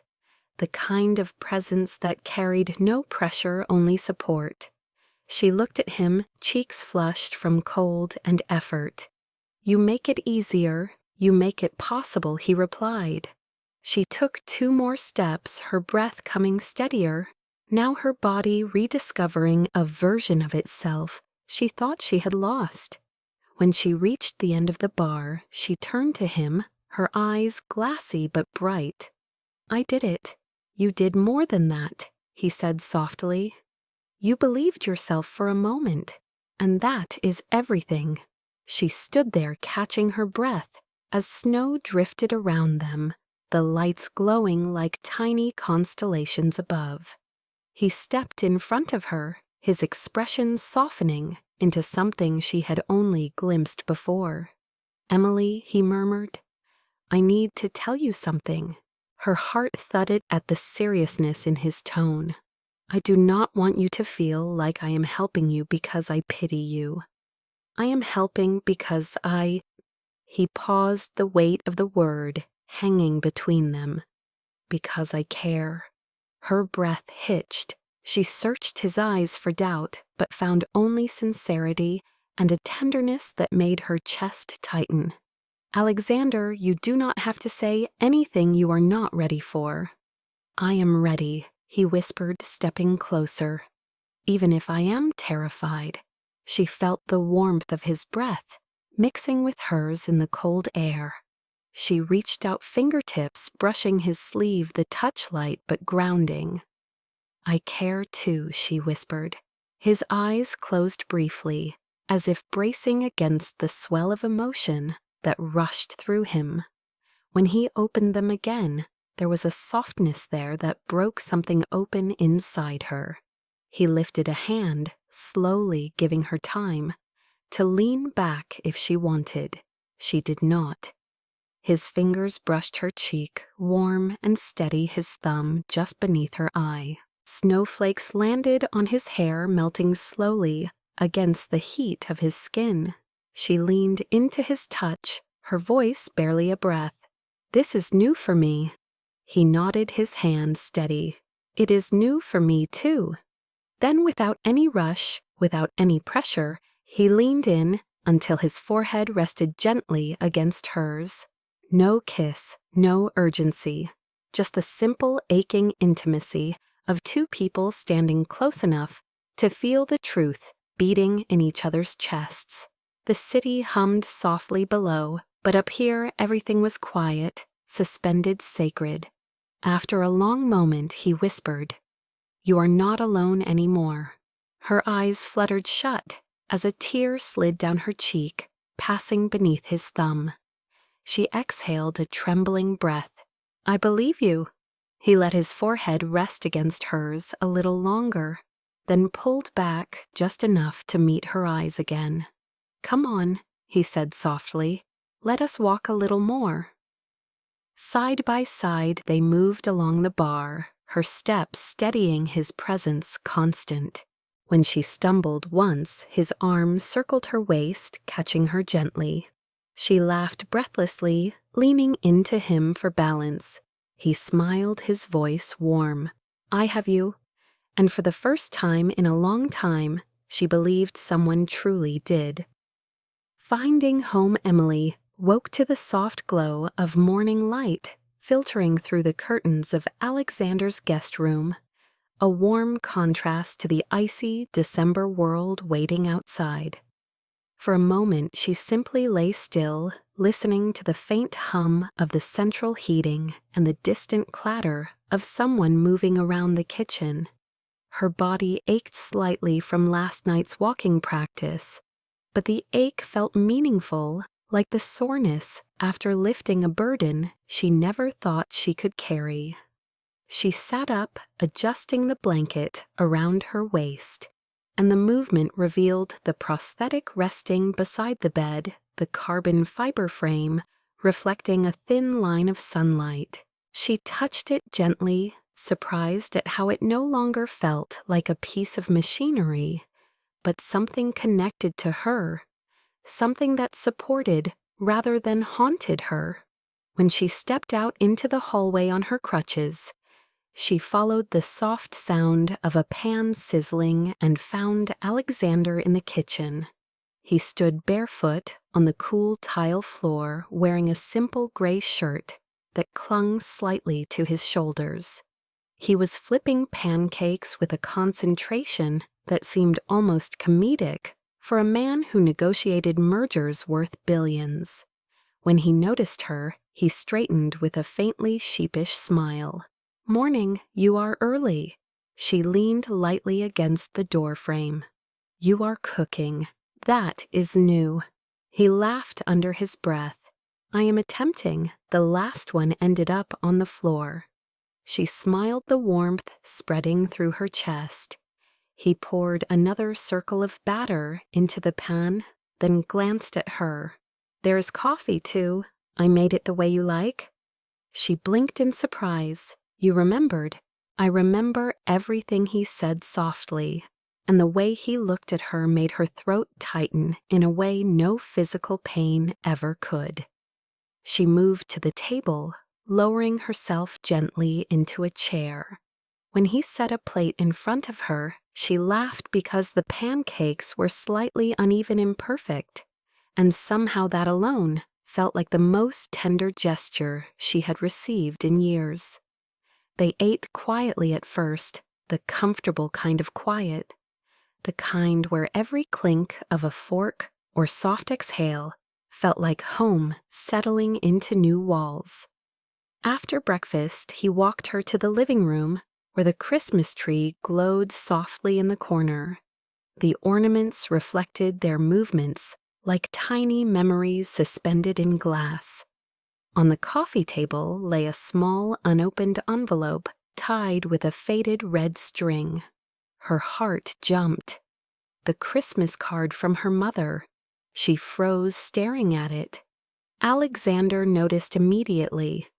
"Do you want to open it today?" She hesitated. For years she had kept it sealed, too afraid to face the last words her mother wrote. Before passing, convinced that opening it would break her all over again. "I do not know if I can," she whispered. He moved closer, lowering himself onto the couch beside her. "You do not have to do it alone." She let her fingers brush the paper. The edges were slightly worn, the red string frayed. Her breath shuddered as she untied it, slowly placing the string on the table. She opened the flap. Inside lay a single card, white with a painted holly branch in the corner. Her mother's handwriting, delicate but steady, flowed across the page. "Emily, my brave girl. If you are reading this, it means you have lived through something heavy and you survived it. I want you to know something with every breath you take. Home is not a place you must earn. Home is where someone waits for you without asking you to be perfect." Her vision blurred instantly. She covered her mouth to keep a sob from breaking free. Her mother continued, "Do not forget that you are worthy of love, you are worthy of rest, and someday someone will come into your life who will see your heart before your scars. Let yourself be found." Her hand shook as she lowered the card, tears trailing down her cheeks. She had not expected the words to feel like a hand reaching from the past steadying her. Alexander's fingers brushed her arm gently. "Emily." She turned to him, her eyes red, her voice barely audible. She knew everything I needed to hear before I ever knew I would need it." He nodded, his voice thick. "She gave you something most people search a lifetime for. She gave you the permission to belong." His presence grounded her, kept her from drifting into the ache of the memory. She took a breath, shaky but determined, and reached for his hand. When their fingers intertwined, something inside her aligned quietly, like a door unlocking. "I think I want to go somewhere," she whispered. He stood immediately, steadying her as she rose. "Wherever you want." She smiled faintly. "My old apartment, just for a moment." He helped her into her coat and guided her to the car, making sure the prosthetic was secure and that the seat was comfortable. The drive was quiet, the city waking slowly around them. When they arrived, the building looked smaller. Then she remembered, the walls duller, the windows grayer. She walked inside with him beside her, each step deliberate. When they reached the door of her former unit, she paused. This was the place where she once cried herself to sleep, wondering if a life with one leg was still a life. This was where she kept her mother's card locked away. This was where she taught herself to stand again, even if only in spirit. She turned to him, her voice gentle. "I used to think this was the only home I would ever have." He waited, letting her take the moment she needed. "But now I see that home is not these walls. It is not this hallway." She looked up at him, the softness in her gaze, both vulnerable and strong. "Home is where someone waits for you." He inhaled slowly, the meaning of her words settling into him like warmth spreading through frozen ground. She continued, "And for the first time someone is." His expression softened, a quiet ache and tenderness blending in his eyes. "Emily, if you want me to be that place, I will be. Only if you want me to." She felt her heart open in a way she had not allowed in years. "I do." He let out a slow breath, as though releasing a weight he had carried since the night he found her in the rain. "Then let us go home," he whispered. "Not my home. Ours." She nodded, tears gathering again. As he guided her back to the car, the winter air felt warmer somehow. And when he opened the passenger door and helped her inside, she realized the truth with a quiet certainty.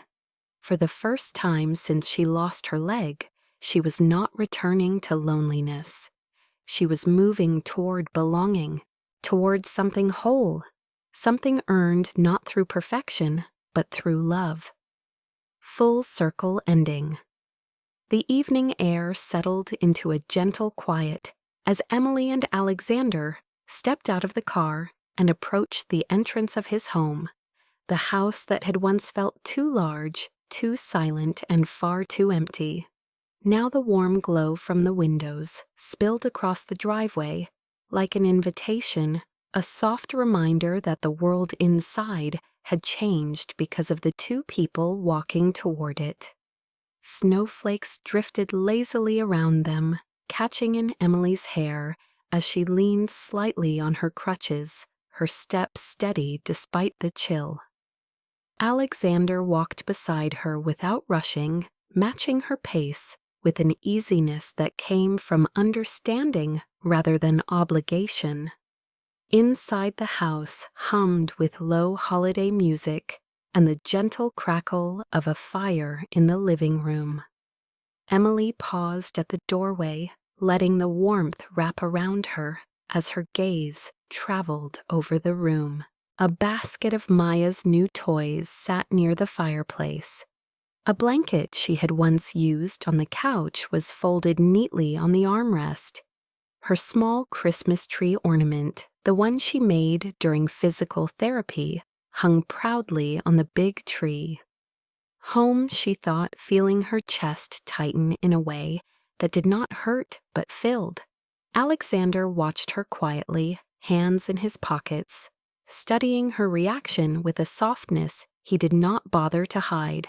"I wanted you to feel like this was yours too," he said. She turned to him, her voice gentle. "It already does." His shoulders relaxed slightly, as if those 4 words lifted something heavy from him. He moved to the side table and picked up a small box wrapped in simple craft paper and tied with a white ribbon. "I was waiting for the right moment to give you this," he said. She blinked, surprised. "It is not Christmas yet." He smiled faintly.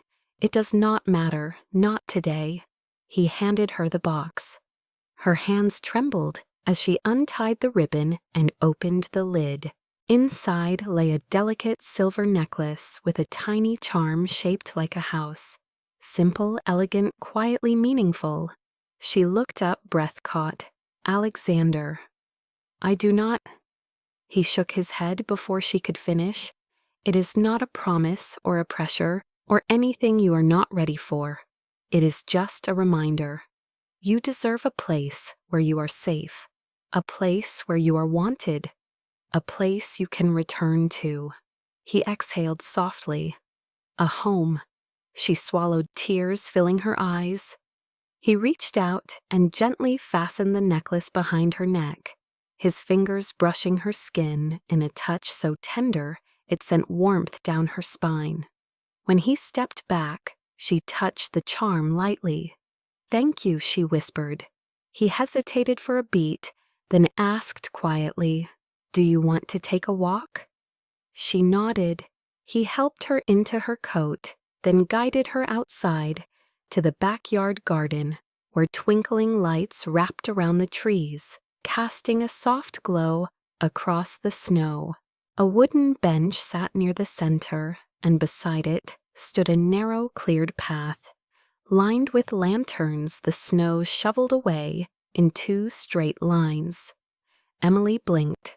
"I made this for you earlier," he said gently. "I thought maybe you would want to practice walking in the snow, but only if you felt ready." She stared at the path, then back at him.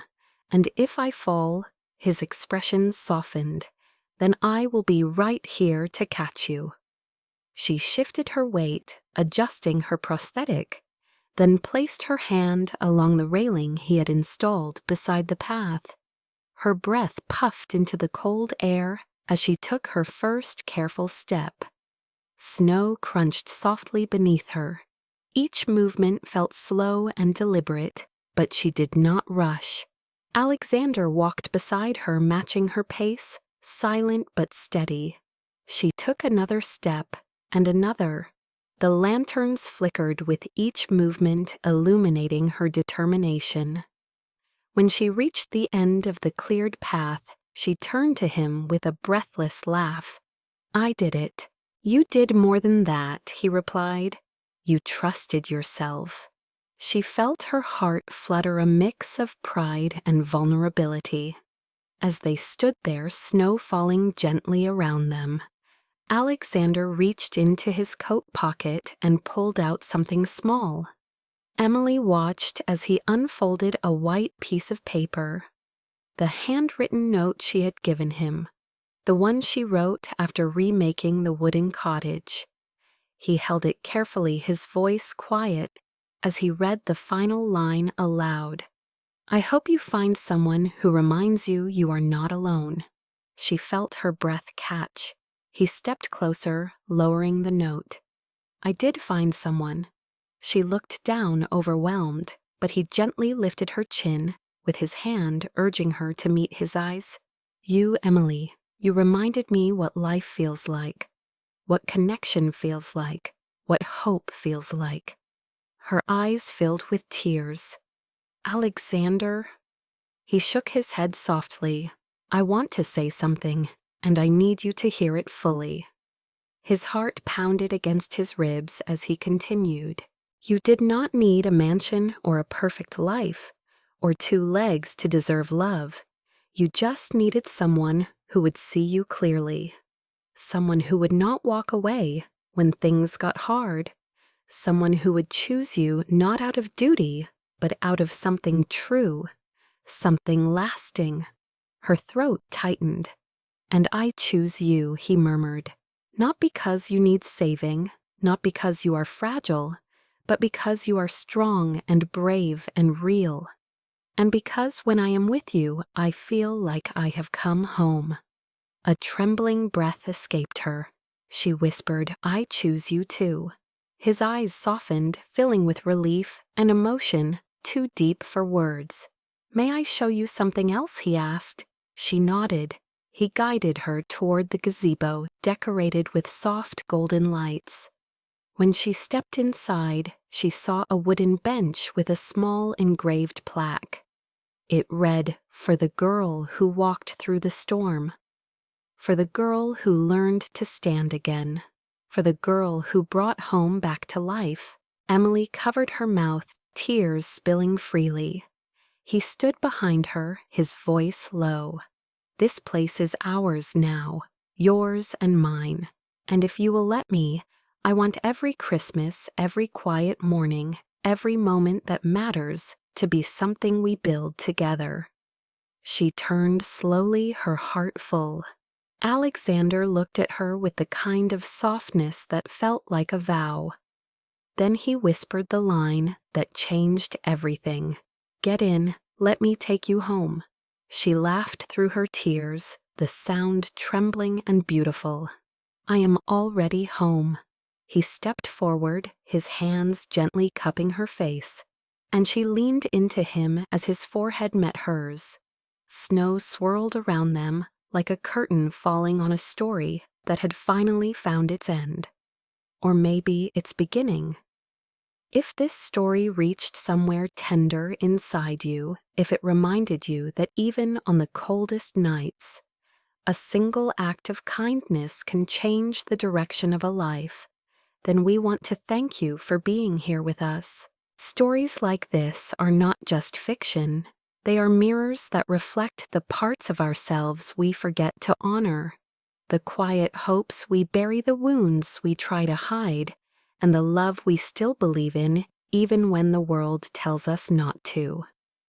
Emily's journey through loss, loneliness, and courage speaks to anyone who has ever felt broken or forgotten or left behind in the rain. And Alexander's journey from isolation to connection reminds us that even the strongest people can carry a quiet emptiness that only love and humanity can fill. If their story touched you, if you found yourself holding your breath when Emily slipped in the storm, or wishing you could tell her she mattered long before she believed it herself, or if your heart warmed when Alexander whispered the line that started it all, then we would be honored if you stayed with us for more. Every week we release new stories filled with warmth, emotion, and the kind of romantic tension that reminds us that love is not lost in this world. There are still people who show up in the rain, still people who stay. Your support helps us keep bringing these moments to life. Moments that make us cry, a little smile a little, and believe a lot. So if you want to be part of this journey, part of a community that celebrates resilience, compassion, and the quiet spark between two people who refuse to give up, we would love for you to join our family.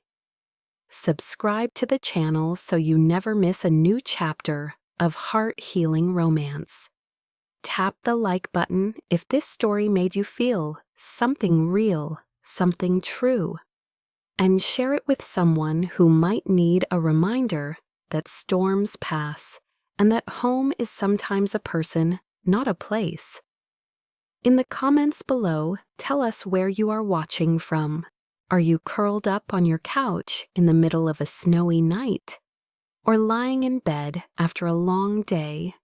Or taking a quiet moment for yourself during your morning coffee? Wherever you are, your presence here matters. Your voice matters. And your story matters too. If there is a type of romance or emotional journey you want us to explore, tell us. Maybe you want a second chance story, or a love after loss story, or a powerful billionaire who falls for someone who reminds him of his humanity, or a single mother rebuilding her life piece by piece. We read every comment, and your ideas shape what we create next. And if this story especially moved, you let us know which moment stayed with you long after the video ended. Was it the broken crutch in the rain, the moment he knelt in the storm, whispering it is you? The first step she took under the rooftop lights, or the final whisper of, "Get in, let me take you home"? These details are the heartbeat of our stories, and your connection to them keeps us going. Thank you for spending this time with us and for opening your heart to Emily and Alexander's journey. Until the next story, stay warm, stay hopeful, and stay kind. Remember that sometimes the smallest act of compassion can rewrite the ending of someone's life, and who knows, maybe your own.